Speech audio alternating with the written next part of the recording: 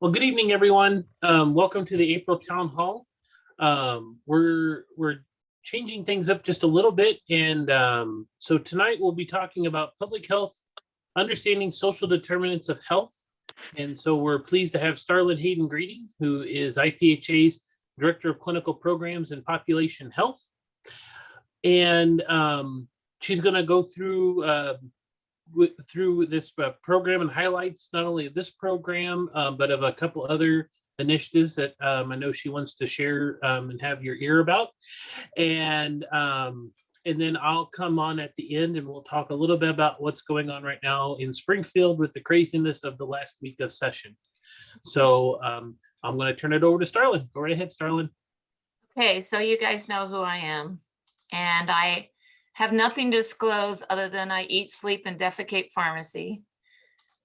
And the learning objectives for both pharmacists and technicians are define the social determinants of health and how they impact our health and well-being, identify the factors that influence these, and then we're going to, that should be discuss how, this, I forgot, I had two sets of slides out there. Kim's gonna, so this is supposed to be discussed. Anyway, we'll discuss how those apply. So our first assessment question is, which of the following does not address social determinants of health? And so you can read through these and make notes so that when I talk through the first slides, you can get an idea. And the second assessment question and the third assessment questions are questions that I put in here that have none of the above and all the above answers to it, but there's a reason why, and you'll see it's just it's a teaching question. So a person with diabetes, and we don't want to say diabetic, is attending your diabetes self-management class, and you're screening for the social determinants of health, and which influences health disparity will negatively impact them the most. And so then you read through the four options and decide is only one or none or all. And then when you get to the next question, you'll see that I've upgraded the answers a bit. So it's the same question, but with more specific answers to it.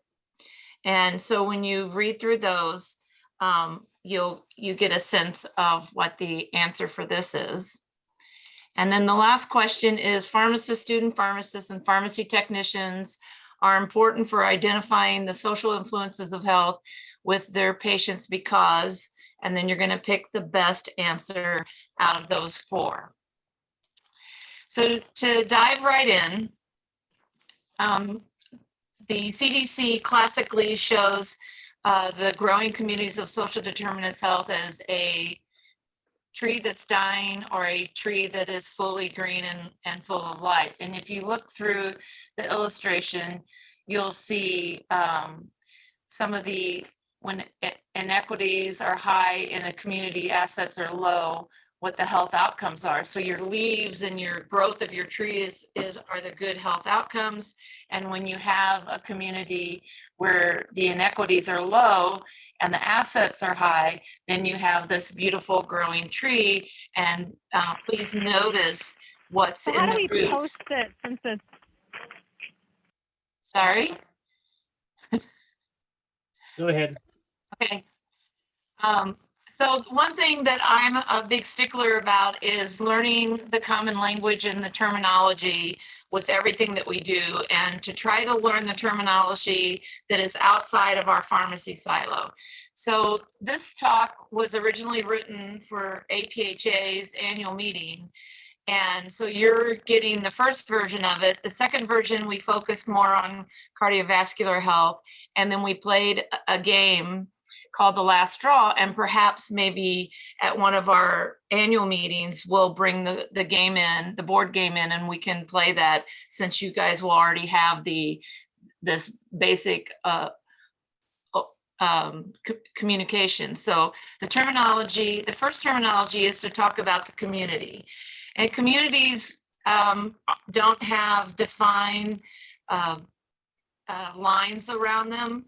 It's basically any group of people that have shared identity, and that identity doesn't have to be a physical identity. It could be, you know, in this past COVID, we had a lot of isolation. And so we had a lot of identity where we were meeting quite a bit through this platform that we're using now. And so that we had a community of Zoom town hall meeting goers, right? So that's a community. So it includes, it could be a geographic area, it could be some level of social interaction. It could, you know, like it could be a church or a bridge group, or people who play chess, or people who hang around at the bus stop. So what's really important are the reach communities, and those communities really do focus on the race and ethnicity and culture.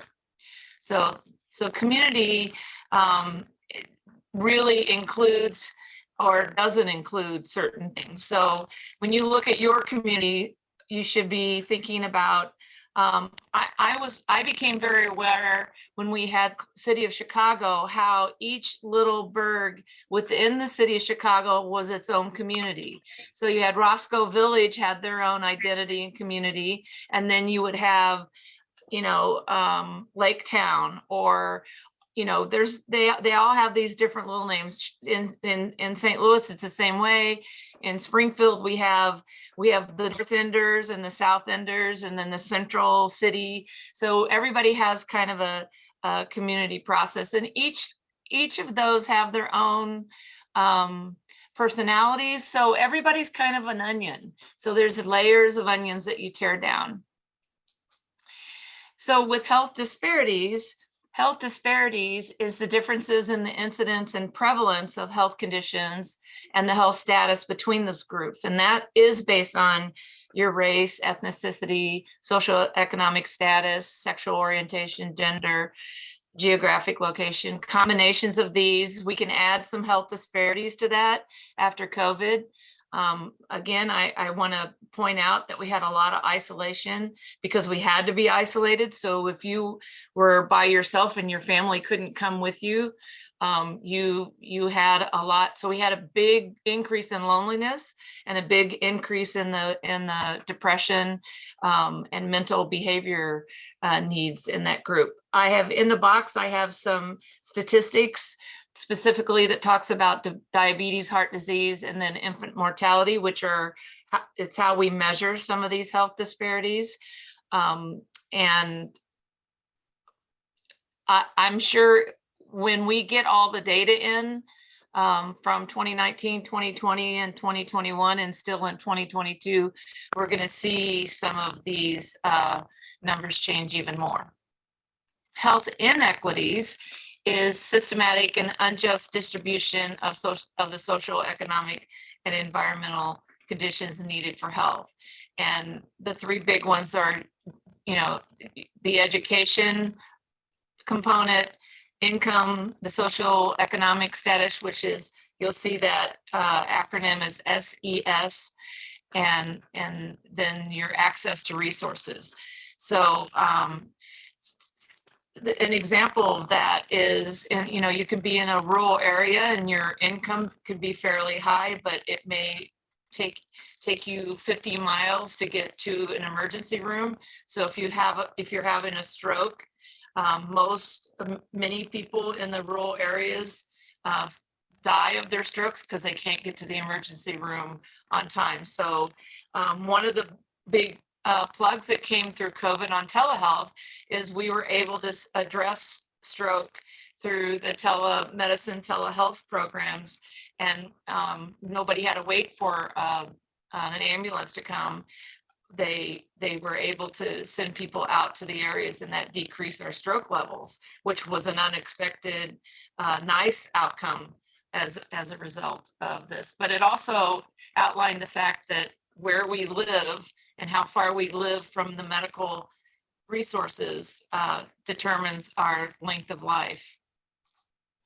And then health equity is the opportunity for everyone to attain, and that shouldn't be his or her anymore. We should say they're full of health potential. So no one should be disadvantaged from achieving their their potential because of their social position or their socially determined circumstances.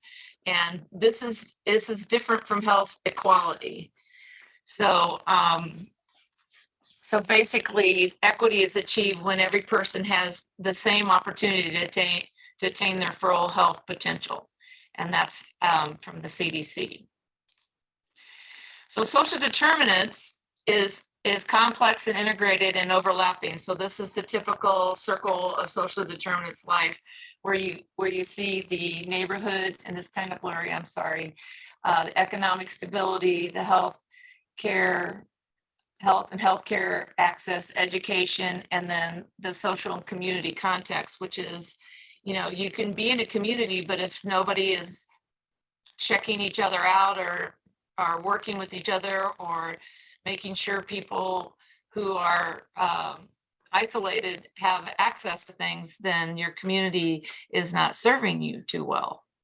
And we all socioeconomic levels over the past 2 years had experienced some of that. So that's why we thought talking about this public health process, especially in pharmacy, since we ran toward the fire and filled in the gaps of care, that we wanted to discuss this with you.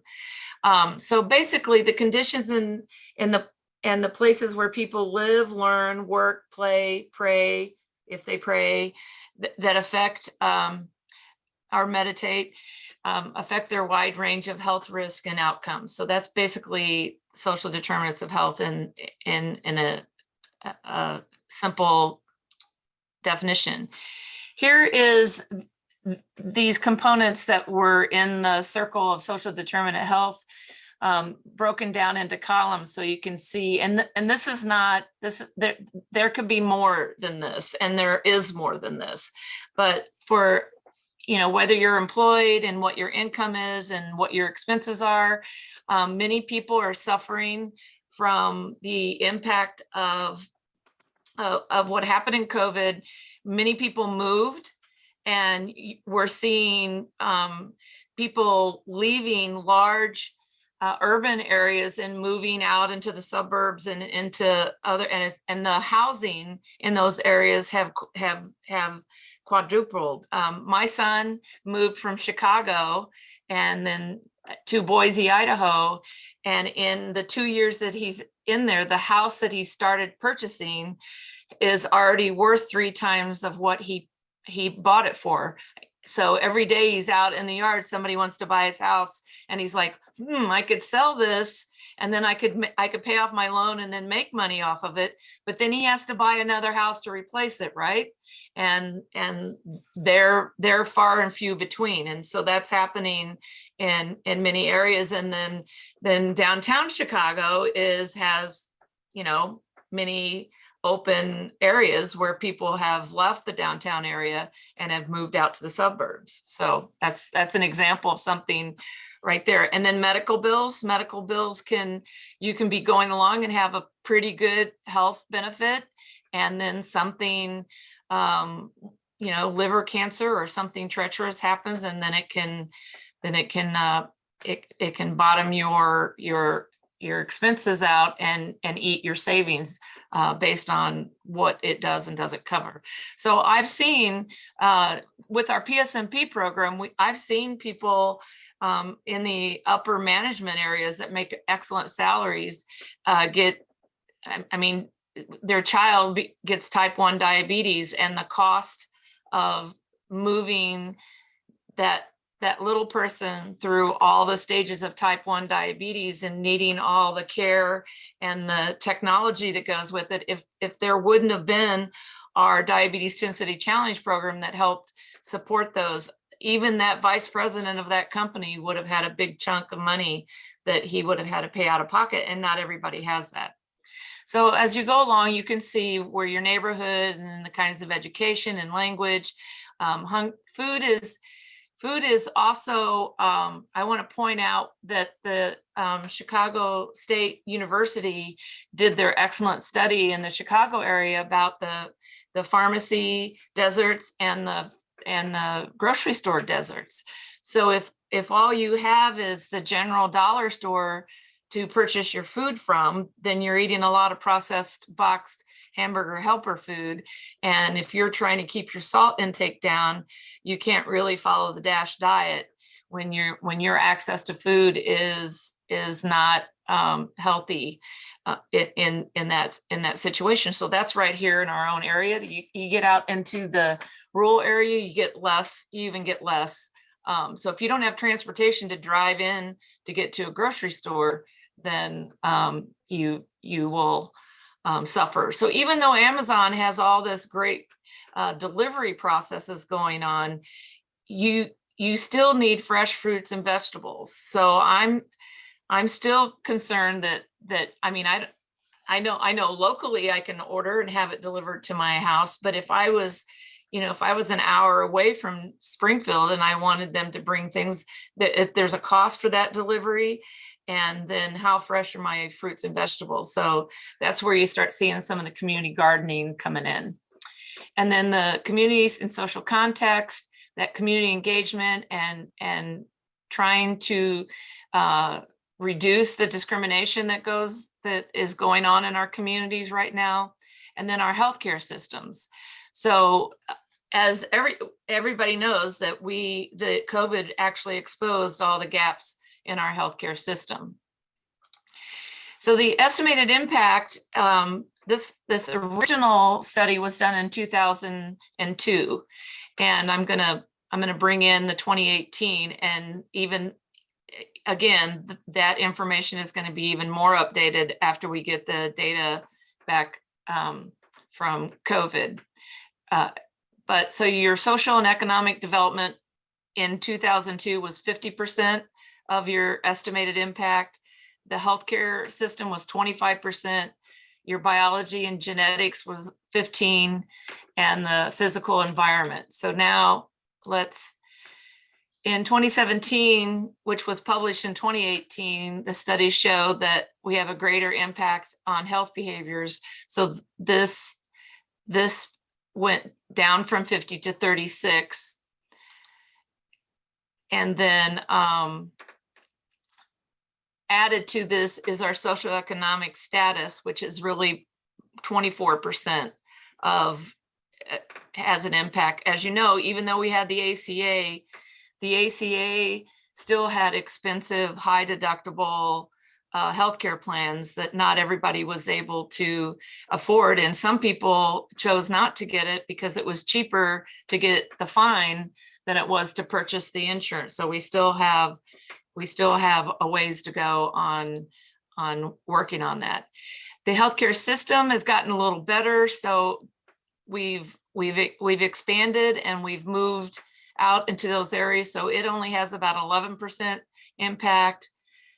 And then our biology and genetics have gone up. And the reason for this is because we do more of this now. In 2002, I was director of quality assurance for Medicaid, and we were just starting to think about doing spit swabs to find out what the mitochondrial flora was doing in our genetics. And so now it's grown greatly, and I think it's going to grow even more. And I think that pharmacogenomics is absolutely a place for pharmacists.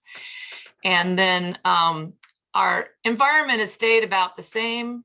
I mean, it's come down a little bit to 7%, but your physical environment, I'm pretty sure what's happened in the last 2.5 years is going to bump that back up, because we have a lot more homelessness due to loss of income. So here are, for your references, the definitions and the examples in one nice, neat little slide. And I wanted to introduce you to the ACE score. It's a tool you can use when you're working with people that are struggling, to find out what happened to them in their course of their life, how it will impact their health. And this also goes along with trauma-based care, because the things that happen to you when you're growing up will impact your health and will impact how you will respond to what we pharmacists are trying to deliver in diabetes management or diabetes prevention or cardiovascular prevention and medication adherence. All that plays in to what we're trying to get the quality metrics up for. So ACE stands for Adverse Childhood Experiences. The first one is it's a scoring pad, and you can see it on this CDC reference, but it scores your physical, were you exposed to physical abuse, emotional abuse, or sexual abuse? And there are scores that are, were you neglected physically or emotionally? Were you in a household with any sort of dysfunction, whether it was mental health, mother was treated violently, there was a divorce, there was substance abuse, or there was an incarcerated relative? So when you go through the process and score all that, you can see that in this next slide, the scores go from 0 to less than 4. So if your ACE score was in this area, you have 2.5% likelihood of becoming a person with an alcohol disorder. And then 15 for women and 10% of men can have chronic depression. Having serious problems working is 5%. Serious financial problems is 10%. Chances of heart disease is 3.7, and having a stroke is 2.6. If your ACE score goes over 4 or over, all these obviously go up, and you can see where your exposure, behavioral exposure growing up can impact your chance of heart disease and having a stroke, and obviously in diabetes. In my other slide, I had an epidemiological impact of what's happened since the middle, all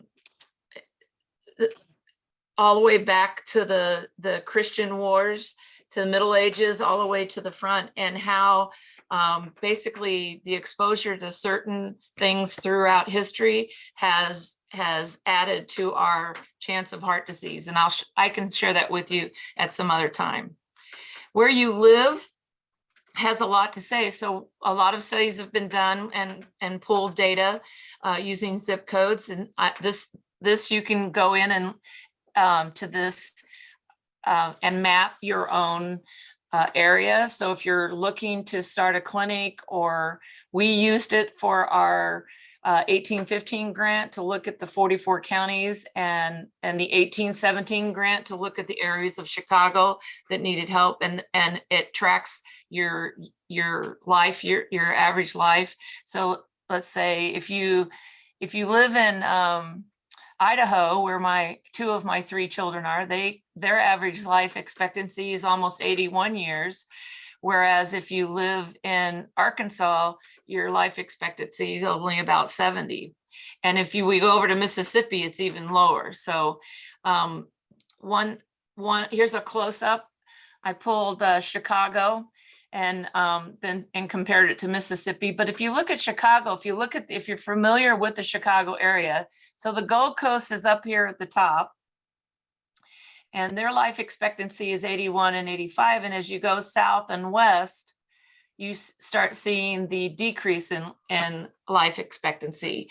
So these are the areas in the Chicago and the collar counties where they're trying to focus on increasing the access to health and addressing those social determinants health. And then if I put Southern Illinois on here, you would see the 44 counties south of 72 where their life expectancy are. And you can have counties right next to each other, and one county has a great life expectancy and the other one doesn't. And you saw a lot of this when Garth was showing the COVID outbreaks.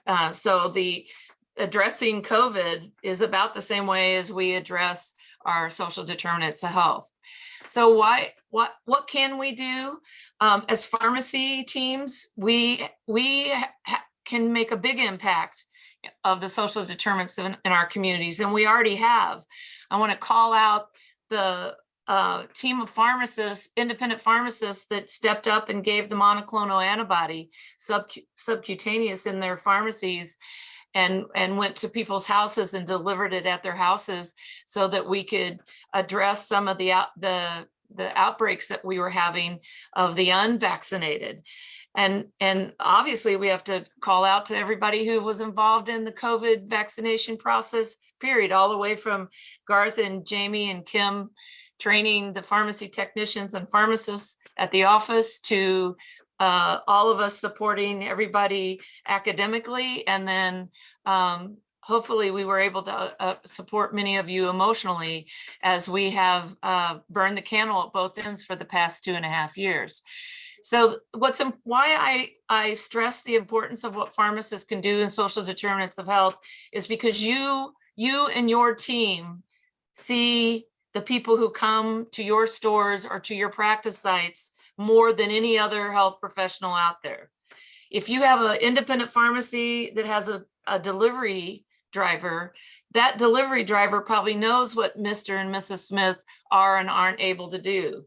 If they can see the car that doesn't work, that has weeds growing over it in the yard, or they can walk in and deliver some medications and ask if there's any questions and tell them, well, this needs to go in the refrigerator. And then Mr. Jones goes, well, my refrigerator's not working. That information can come all the way back into your pharmacy and help you improve the services and the care delivered to the patients that are coming. And that service will make them loyal. And that goes along with our program of, as we shift from fee for service to value-based, we can show the value and the return on investment that pharmacists in the community, the boots on the ground, the pharmacists and their team of what they can deliver. So in our DSME and our diabetes prevention program, we have a screening tool that we're utilizing an app that weaves some of these questions that are on Randy. Randy got a community foundation grant and was able to create this quick form. And he told me at the annual meeting that he's updated it a little bit. So he's going to send that to us. But these questions are kind of the questions that you can spread out among all your staff. So what I don't know about you, but when someone hands me a survey and ask me, it's the same thing with the PSQ9. Will you answer these? Well, I answer no on all of them and go on, right? So if you weave these questions through your conversations between the clerks and the technicians and the drivers, and or you have a conversation, you can kind of ask some of this information to find out, if they need anything, especially if you say, well, you need to take this antibiotic with food, you could ask, are you having enough food to where you would be able to take this antibiotic twice a day with a meal? And, if they don't answer the question, that's kind of an answer. So, but you're going to find out that when you start caring and asking about what their personal status are and that you're willing to help them, then they're going to probably talk your leg off. So I alluded to what we were doing with the 1815 grant, which is a public health, Illinois Department of Public Health grant in conjunction with the CDC, purposefully to expand pharmacist services in team-based care for diabetes prevention, blood pressure and stroke reduction, and cholesterol reduction. So we have plowed through COVID and still have been trying to maintain this grant, even though we've not been as COVID has drained us all and has drained the patients as well as the providers that we're wanting to ask to be part of this. But we have been moving forward.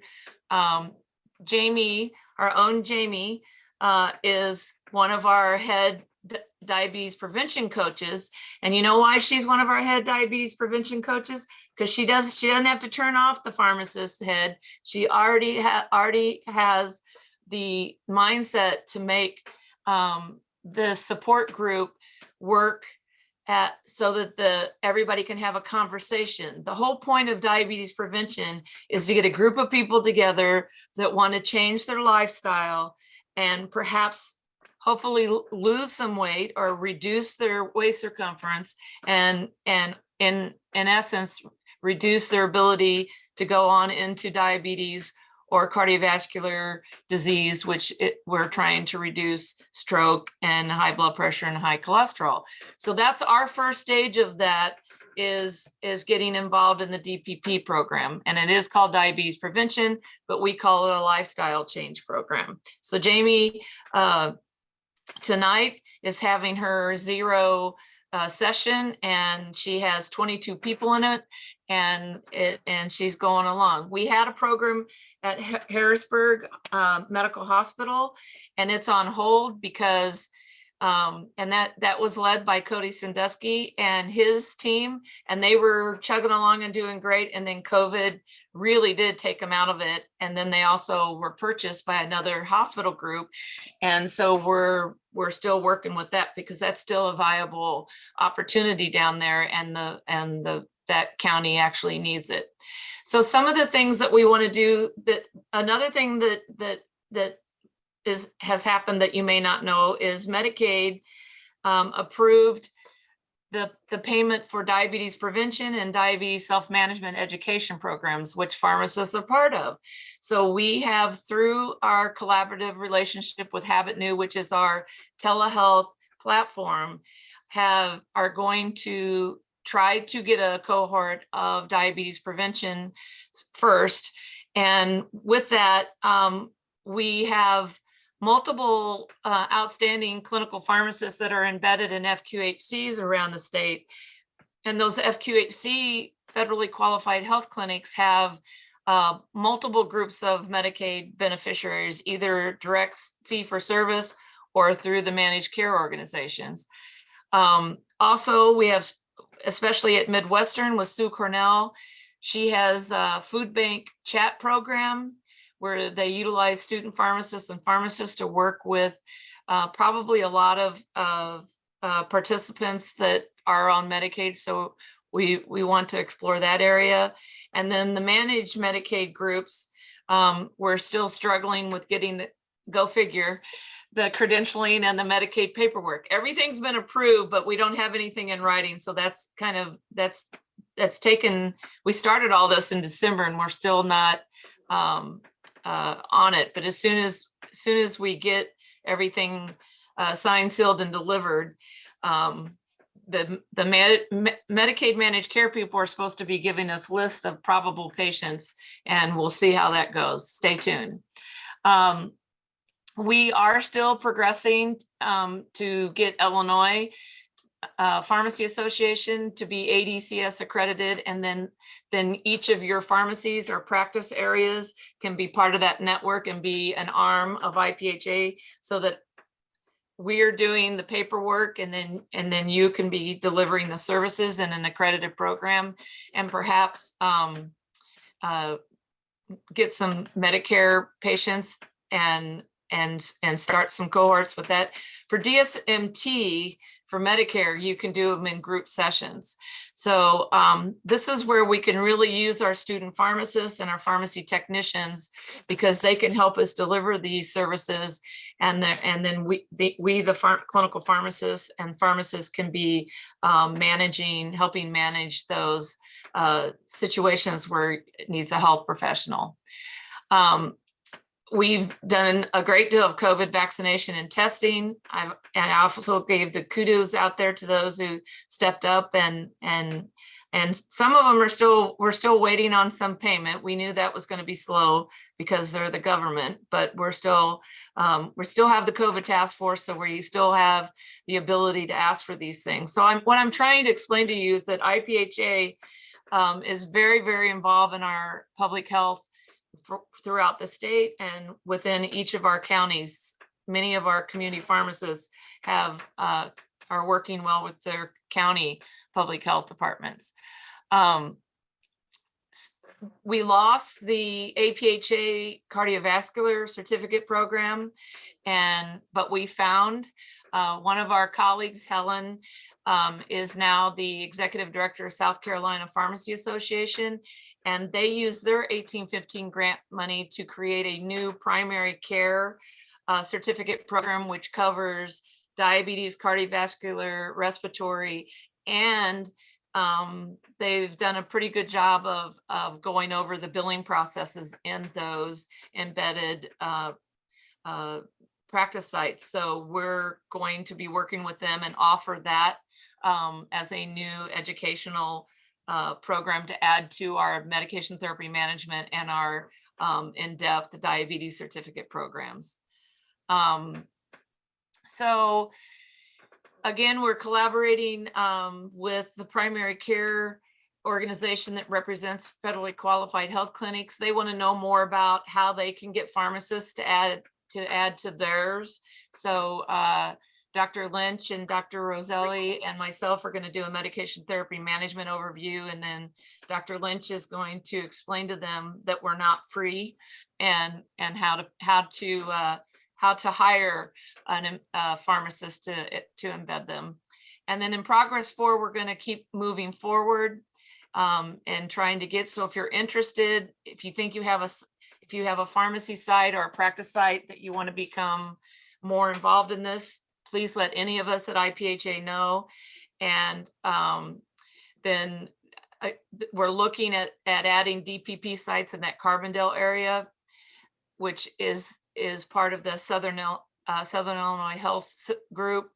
And then Culbertson, which is where the Moreland and Devitt Pharmacy Group have a relationship with Culbertson's Memorial Hospital. And so some interesting things have been brewing over there, where they have a new C-suite person, and Sarah's involved. And so we're cooking with some gas with that one too. So hopefully these pilots that we get going will show that we are going to be able to live the control tower dream that I have proposed in the beginning of before COVID, and then even in our old PSMP model. But Hey, Starlin. Yep. Tom's got his hand raised. Oh, Go ahead, Tom. You may have to unmute.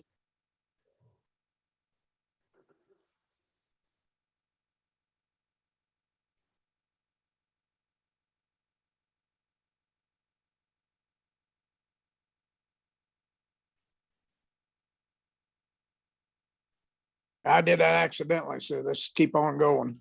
All right. Thank you, Tom. Anyway, here's the first question. So the first question was, which of the following does not address social determinants of health?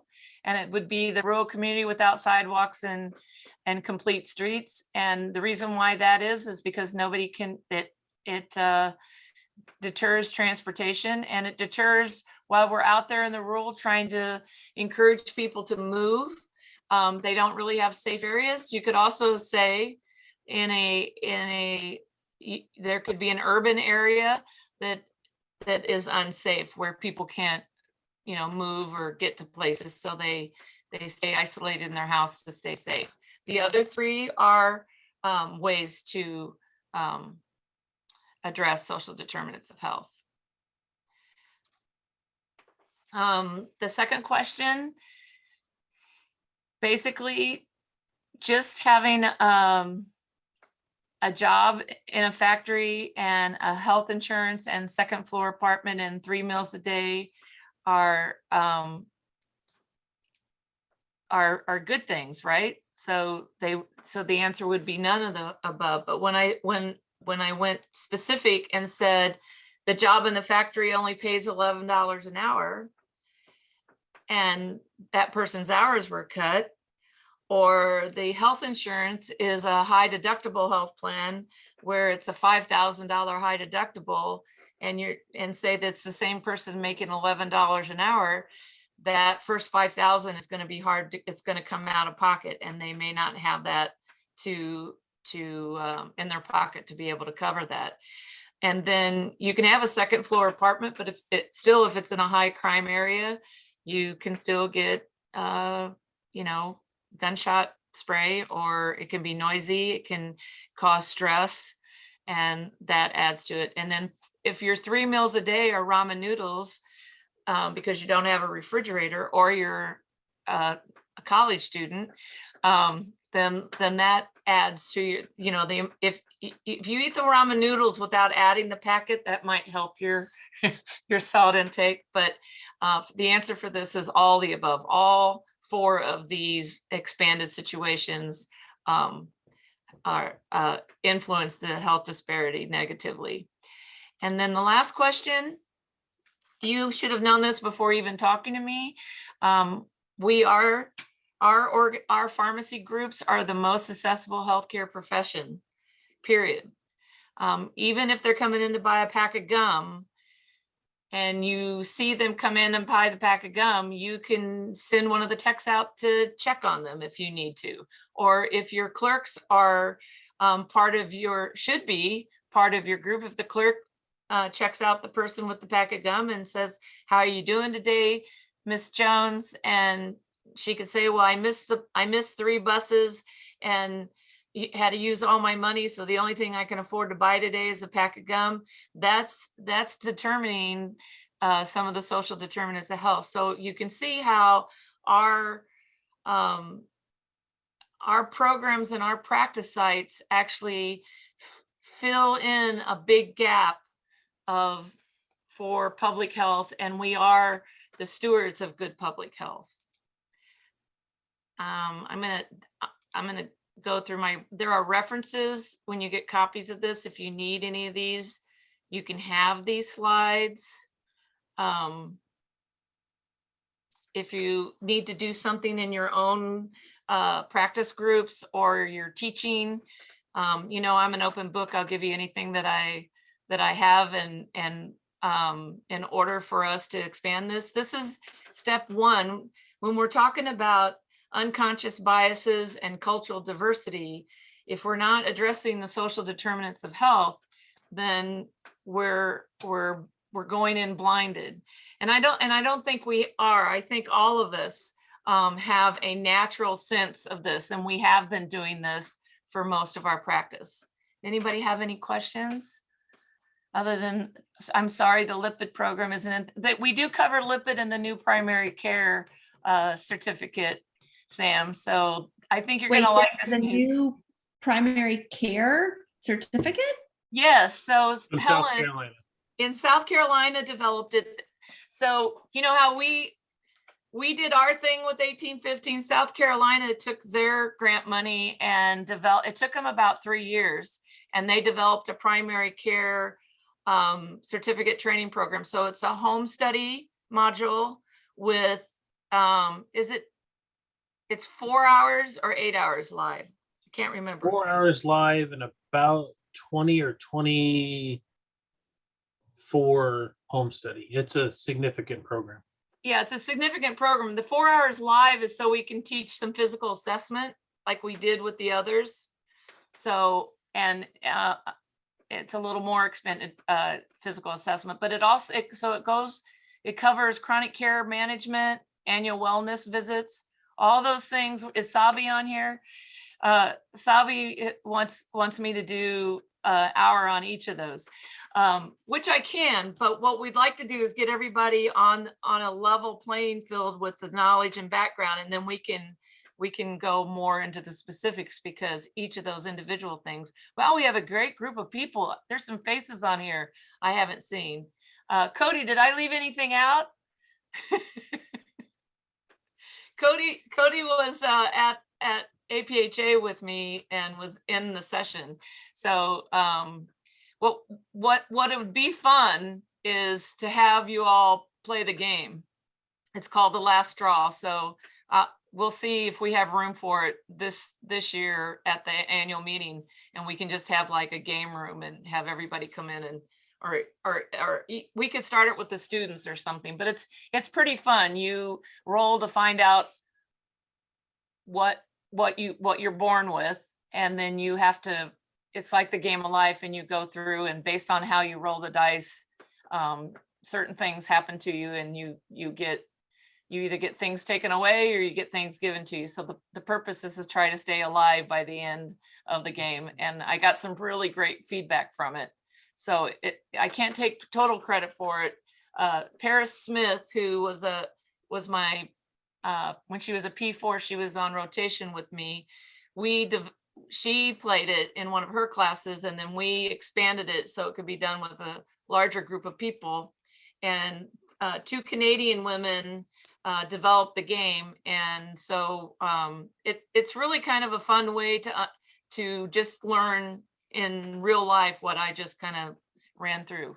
Any other questions? Abby, you have your hand up. Go right ahead. Yeah, can you hear me okay? Go right ahead, Abby. Thank you. I appreciate this session. Actually, it's music to my ears. Couple of comments. I want to recognize a couple of my students from Roosevelt. One of them is Dr. Patel. She actually did research in public health with me on hormone replacement therapy. And my current student, Spencer, he's currently actually working on vaccine hesitancy, and we just submitted a grant for innovative approaches to close the gap based on social determinant of health. So my first comment is I appreciate all my colleagues in Illinois doing these activities, and I encourage you to include students. My second comment is, what are we saying to the legislators about how active we are in the public health arena, and what can we say more to get the financial sustainable model to sustain these services? Well, the more pilots I can bring up, the more, so it's a numbers game. The metrics that they're measuring is the number of pharmacists, the number of pharmacy technicians, the number of coaches, and the number of patients we've seen. And so the more we get involved, the more metrics we can give. We did share the survey that we put together. Gosh, it's been 3 years ago. So it might be time to reissue that survey. Maybe not. People are burnt out, Abby.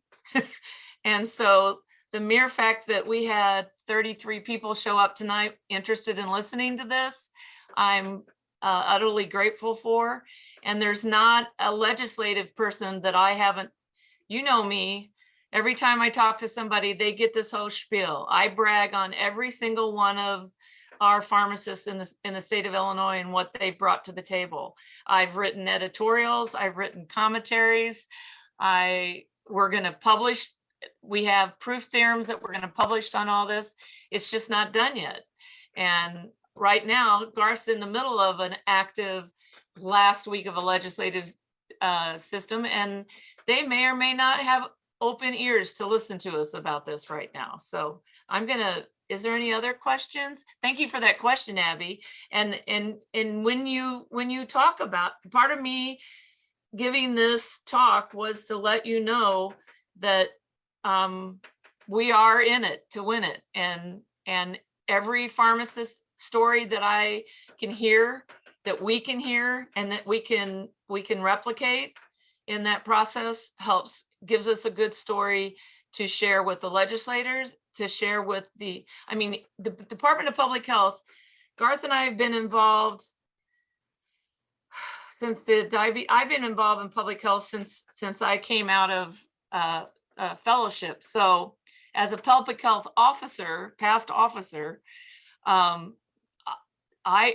constantly reminding them of the pharmacist that is filling the gap for our primary care deficiencies. And you just have to be able to have the time to be able to do that. Now, most pharmacists are working hard in their pharmacies, doing their job, and Garth and I's job is to listen to those stories, and ICHP's job too. We're here to gather those stories so it can be part of our dialogues. But we have tons of research on this. I can't even, I'm not even, I'll go on and on and on about how many more times are they going to make us redo another research paper that shows that the return on investment of pharmacists being embedded as a person of the team is phenomenal. I just did a systematic review. Pharmacy stood out in the systematic review on the cost effectiveness of diabetes self-management programs. And so we have it. It's getting the legislative and the governments who have high turnover every 3 years. We are on a repeat record. Every 3 years, we have to keep telling the same story over and over again because it's a new cast of characters. So it sounds like we're a broken record, but we have to be, because they get new staff, we get new people. The Department of Public Health only has one original person from when Garth and I started working with them. And so we spent the past 4 months re-educating the new people within the public health department.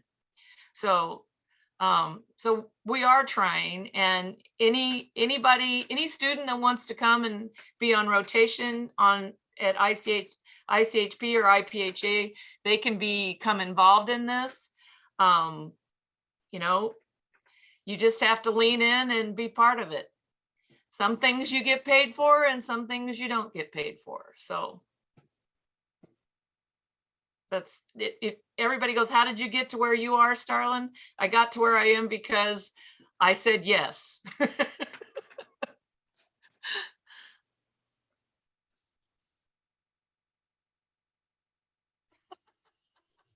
Any other questions or comments? Jenny just said, I've been part of public health since I came out of the womb.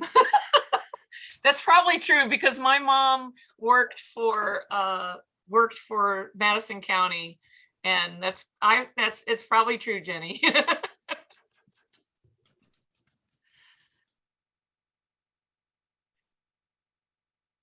Well, thank you guys for being so attentive, and I want to hear some of the updates from Garth before he has to be whisked off. Well, I'm looking at it right now because of course, just right now they've switched to the resolutions calendar. So I'm keeping an eye out to see if Senator Kaler stands up. So we're going to stop the recording so I can give you guys your code.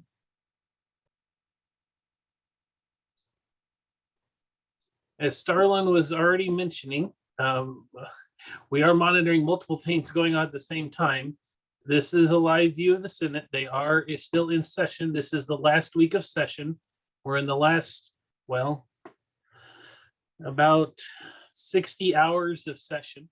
And there's going to be a lot going on. We've got two major pieces of legislation that we have to get passed. They're positioned. We're just ready for the chess pieces to move. One of them I thought was going to go here in just a second because they shifted over to the resolutions calendar.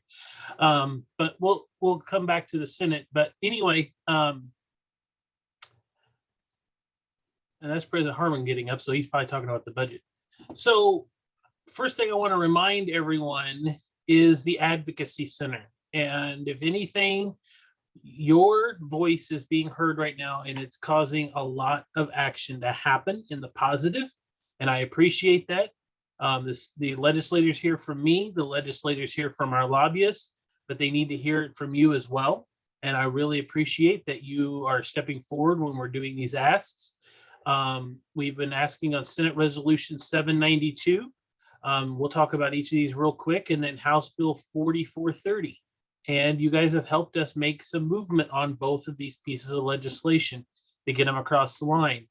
And just so you know where we're at with our priority legislation, our 340B Coalition PBM Reform Bill, House Bill 4595, is passed out of both chambers and is on its way to the governor's desk.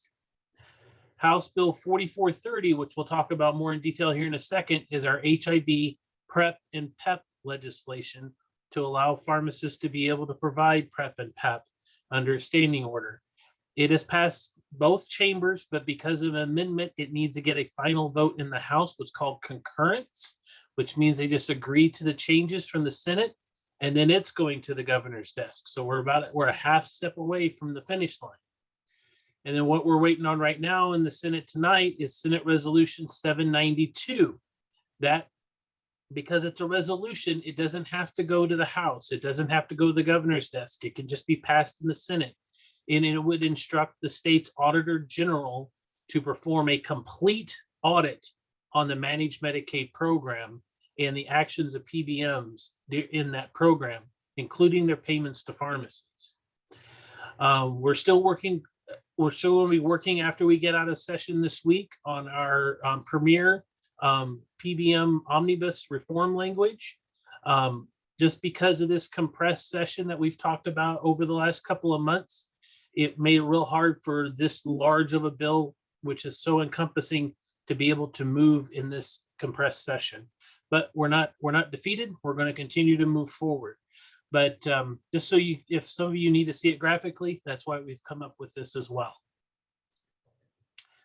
So again, House Bill 4430, which is our PrEP and PEP bill, it was heard in House Healthcare Licenses again this morning, and without any questions. But we do know that there is some opposition, and just to show you all the different steps that go through in getting a bill passed.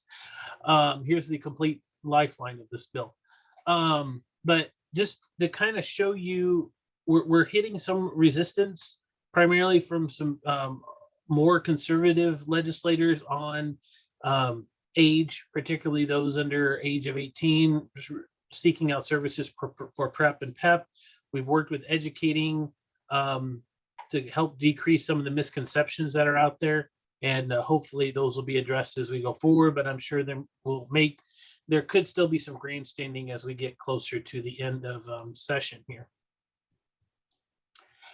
And then to really show you how, when we say call, pick up a phone and make some change happen, you have definitely done that over the last 24 hours. With Senate Resolution 792, we told you to stop emailing and start calling. And since we've done that, we've added on the following senators to the bill, both parties.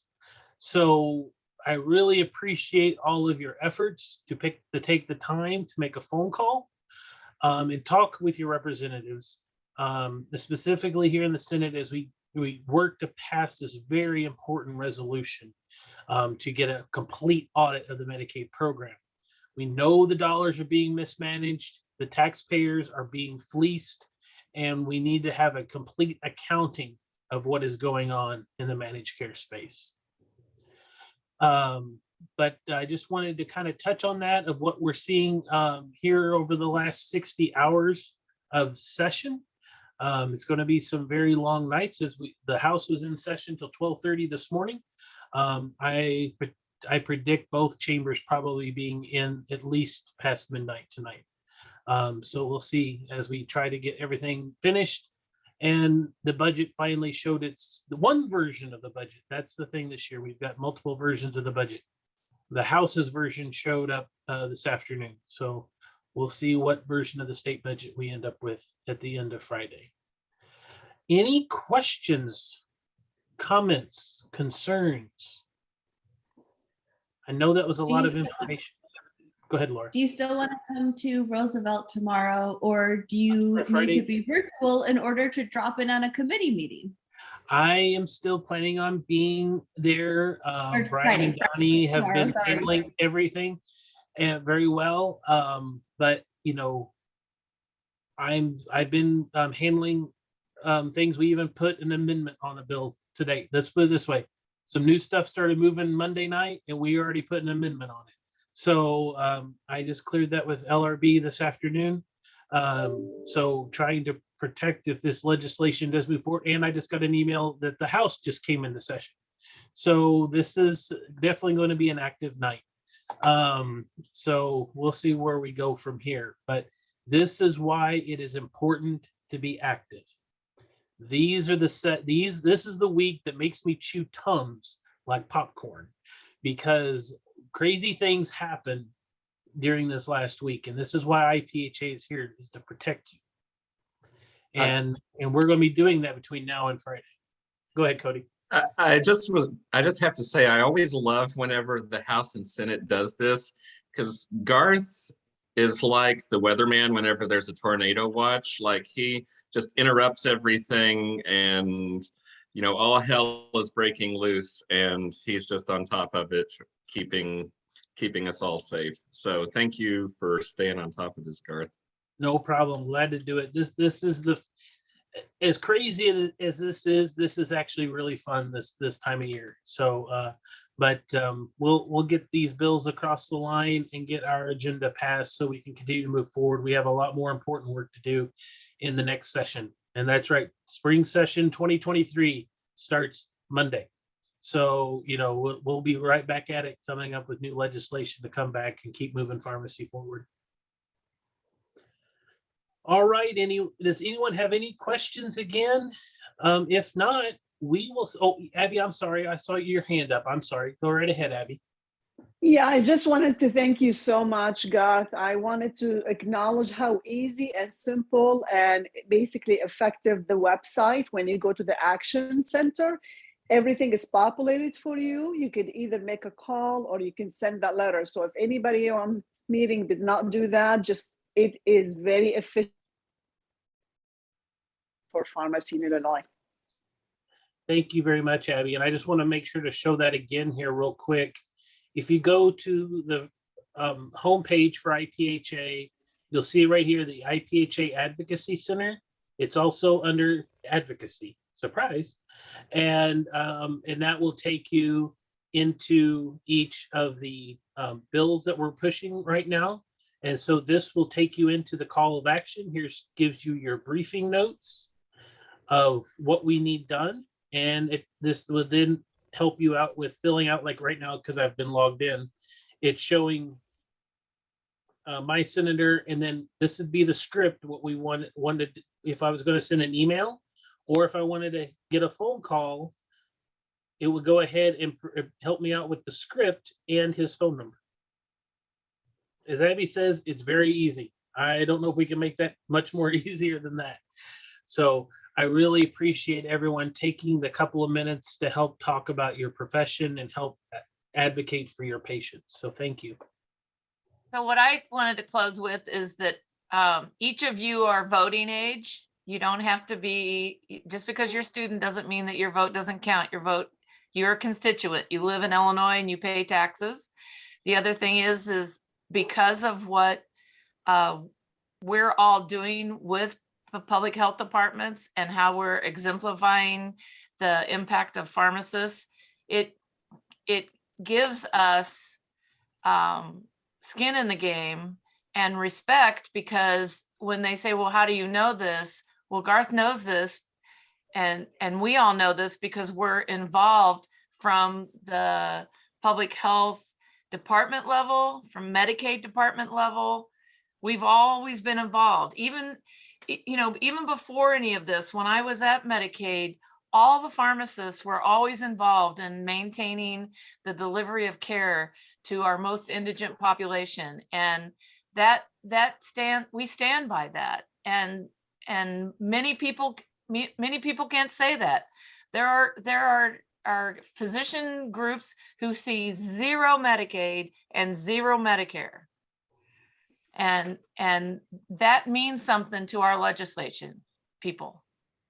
And for those that are students that are on here, and I know we have a number of them, and you're within usually around the P2, P3 year, we do offer a summer internship in association management. And that application process will be going out tomorrow or Friday, and it'll be due at the end of the month. So that will give you an opportunity to spend a 12-week timeframe with IPHA on site here in Springfield and get a huge dive into this policy process, and also on the annual meeting process as well, because we'll also be prepping for annual meeting in the summer. So we'd be glad to have you down and have you help us out. So with And that, if you're a student, if you want to become a lifestyle change coach and you will commit 24 hours in a year to the program, we have some opportunities for you to be a lifestyle coach for the diabetes prevention program. But you have to, right up front, you have to be in it to win it. all right, everyone, that's all we're going to have for this evening. We'll see everyone in May. Have a great night. Not everyone.